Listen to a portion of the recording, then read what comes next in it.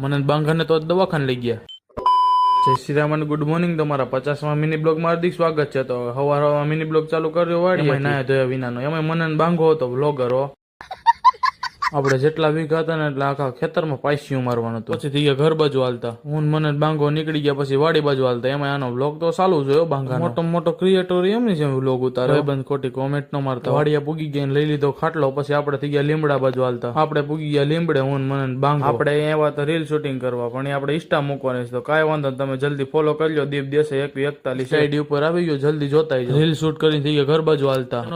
પેલા ભાઈ બંને મજા બગડી ગઈ. થઈ ગયા આપણે દવાખાના બાજુ હાલતા. પછી આપણે લઈ લીધી દવા. પછી ઘર બાજુ હાલતા. આપણે બીજો ભાઈ બંધ આવ્યો કે આપણે જવું છે ડીઝલ લેવા. પછી લીધું ડીઝલ ને પછી ગયા ઘર બાજુ હાલતા. મિની બ્લોગ નો એન્ડ કરવાનો. જો બ્લોગ ગમ્યો હોય તો બધાથી પહેલા જય શ્રી રામ ની કમેન્ટ કરજો. જો પછી લાઈક શેર એન્ડ સબસ્ક્રાઇબ કરવાનું તો ભૂલતા જ નહીં. તો બધાને જય શ્રી રામ.